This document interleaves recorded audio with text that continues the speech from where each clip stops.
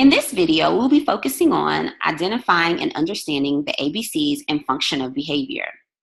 Information provided in this video is taken from a portion of the Module 2 PBIS training developed through the North Carolina Department of Public Instruction.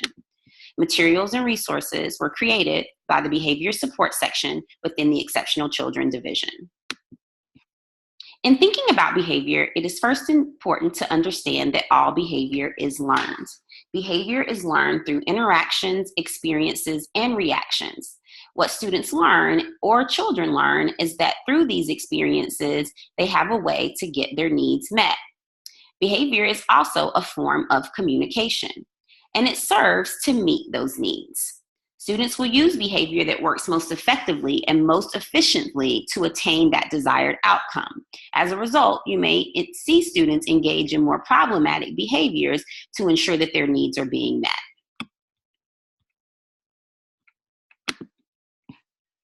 In thinking about behavior, what we know is that all students learn through repeated experiences. What they learn is that under specific antecedents or triggers, if I engage in this behavior, then I can expect this consequence or outcome. That is what we call the ABCs of behavior. Let's talk about that in a little more detail. In thinking about the ABCs of behavior, it is first important to identify the problematic or target behavior. When we think about that behavior, we want to make sure that we describe it in measurable and observable terms. That is, what does that behavior specifically look like? If a stranger walked into the room, how would they know exactly what it was that they were looking for? Or what exactly would it be that they were looking for the student to engage in? The next thing that we want to think about are those antecedents or triggers to behavior. That is, what occurs or happens immediately preceding the problem or target behavior. Triggers may include activities or settings, that is, routines or settings within a building that may be most problematic. For instance, a setting might be the classroom or the cafeteria, or maybe the playground where behaviors are more likely to occur. It may be more likely to occur during a certain activity, like whole group instruction or independent tasks. In addition, triggers may include certain peers or adults. It may include tasks like writing or asked to work with a partner, things of that nature. In addition, it's important to think about slow versus fast triggers. Slow triggers are settings or events that build up over a period of time. For example, a student may have missed breakfast, arrived to school late, or had an argument with a peer or parent before arriving to school. This may increase the likelihood that the problematic or target behavior is going to occur. Fast triggers are those that were described earlier and may also include things like being teased, being challenged by others, or difficult assignments. To help yourself or your team identify what antecedents or triggers are, you would want to ask yourself, what would we have to do to set the student off? When you think about identifying those antecedents or triggers, you want to think about the signals of that behavior or what sets it off. Let's take a look at a few examples. In these examples, we see that there are certain things occurring. At the lunch table, when told to shut up by a peer, Ben hits the student. In language arts class, when asked to read aloud, Tracy gets up and tells jokes. During circle time, when praised, Jessie starts crying. Take a minute to think about what the antecedents are in each one of these scenarios.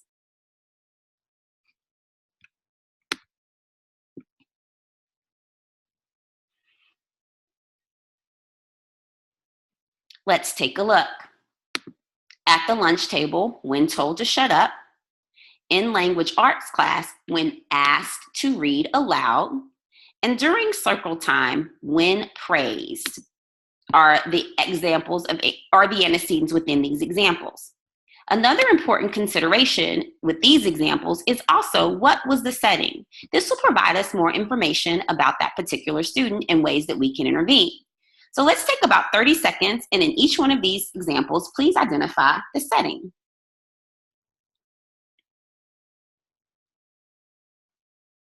Okay. At the lunch table, in language arts class, and during circle time.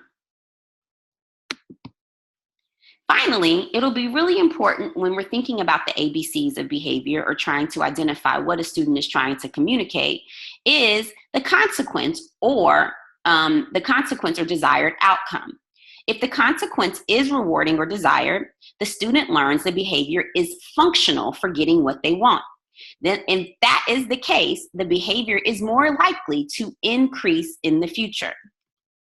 What happens, the consequence is also considered to be what happens immediately following that behavior. It may include a peer response, an adult response, and it may be positive or a negative outcome for that particular student.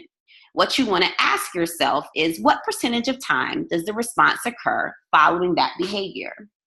If it is more likely to occur, then we can ascertain that that consequence or reinforcement is actually reinforcing to that behavior and may maintain it over time. You might want to ask yourself also, what is the student gaining as a result of engaging in this behavior? How is it paying off for that particular student? If the consequence is undesired, the student learns the behavior is not functional for getting what they want. If the consequence is undesired, the behavior will decrease in the future. Punishment will decrease the behavior, but it won't change the behavior. So let's give that some consideration as well when we're thinking about punishment versus teaching a new behavior for that student instead. Let's try to look at a few situations and identify the setting, the antecedent, behavior, and consequence.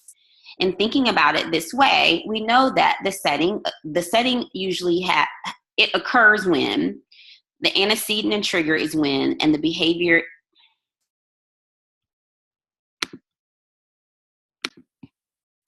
Let's take some time to look at a few examples. In the next few examples, I want us to try to identify the setting, the antecedent, behavior, and consequences. So identifying during what setting, when such and such occurs, the student does, and the result of that particular behavior. Let's take a look at a few. Nancy cries during reading time when she is asked to work by herself. This results in the teacher sitting and reading with her. You try to take a couple of minutes, or maybe one, to identify the routine, the antecedent, the behavior, and the consequence.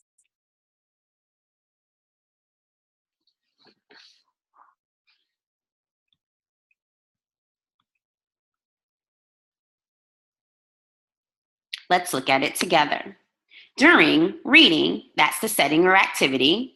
When asked to work by herself, Nancy engages in behavior such as crying. 2, and as a result, the teacher sits and reads with her. Let's take a look at one more.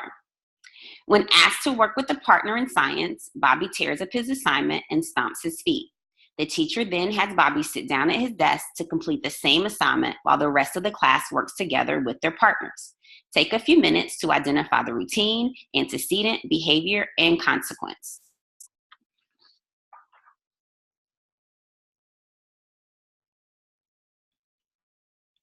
Let's look at it together.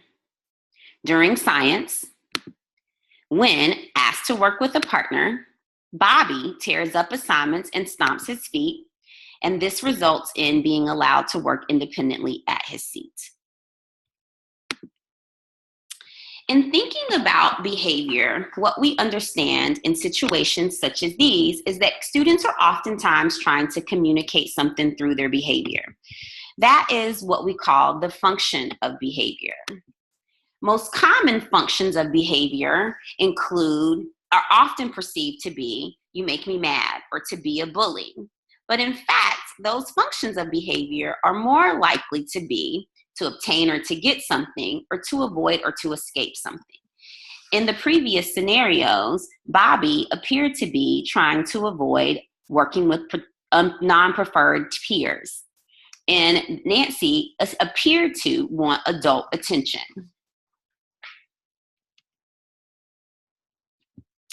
Oftentimes, when students are trying to avoid something, they may engage in behaviors like saying, I don't want to do this. making excuses, asking to see another teacher, being tardy, or not even finding their way to class at all.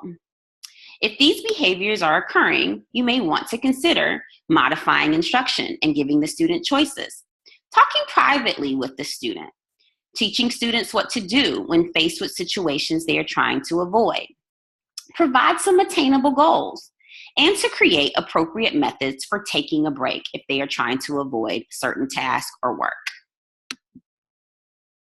Examples of trying to obtain or get may look like frequently needing feedback from adults, enjoying being the class clown, or being disrespectful or hostile. It might also be, an example might also be spending time on preferred activities instead of assigned tasks. If students engage in these behaviors, it may be important to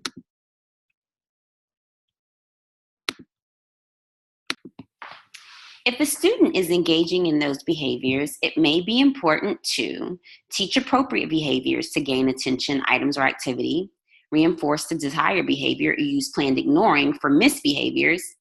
If it can't be ignored, rather than acknowledge students individually, consider reminding the class of those expectations. And then plan a time to give student feedback on a regular basis to provide that attention or whatever it is that that student may need. In thinking about identifying the function of behavior or what a student is trying to communicate, we can see that we can utilize our ABCs of behavior. We have the A, the antecedent, those things that, and the setting events as well that may occur before the antecedents. We have the problem behavior, and then we have the maintaining consequences. When trying to teach a student what we would like to do for them to do instead, it is important to, one, identify that desired behavior, but to also identify the equivalent replacement behavior, remembering that what the target behavior has helped them to have a need met over time, and we want to ensure that that need is still being met. So when thinking about identifying replacement behaviors, you want to describe the behavior which you would like to see the student do instead of the problem behavior, which will get them the same outcome. So let's think about if the function is to gain attention, instead of blurting out, the student will raise his or her hand to gain that adult attention. You may also want to think about if the student currently uses or has the replacement behavior. Is it easier? Is this replacement behavior easier for this student? If it's not easy or the student doesn't understand how to engage in this behavior, likelihood of it occurring is very minimal. So in this particular example, Nancy raises her hand to gain adult attention in her core classes, but doesn't during her elective. It may be because in her elective classes, the teacher is less likely to call on her when she does raise her hand. Is the replacement behavior socially acceptable? Instead of blurting out, the student will raise his or her hand to gain adult attention. Instead of, the student will put her head down on the desk to gain adult attention. Asking that student to raise his or her hand is obviously a more socially acceptable replacement behavior. In thinking about teaching those replacement behaviors, it's also important to identify the who, the what, the where, and the how these replacement behaviors will be taught. Who will teach the replacement behavior? Can it be addressed in a small group, or will it be one-on-one? If those behaviors are addressed in a one-on-one setting, how will you generalize into whole group settings or the cafeteria or playground where you're asking the student to engage in that behavior? How will the adults support the new replacement behavior? What will they do to reinforce that behavior when it occurs? What settings will they reinforce it in? What might be an incentive for the student if they do engage in that particular behavior? And then finally, what intervention will you use to actually support instructing the student on that replacement behavior? This intervention should be research or evidence-based. An example of a research or evidence-based replacement behavior may be an acronym like parking the car. So if a student engages in behaviors where they struggle to calm down, you might want to help them think about the acronym CAR and teach them to calm down, to ask themselves, am I calm, or why am I upset?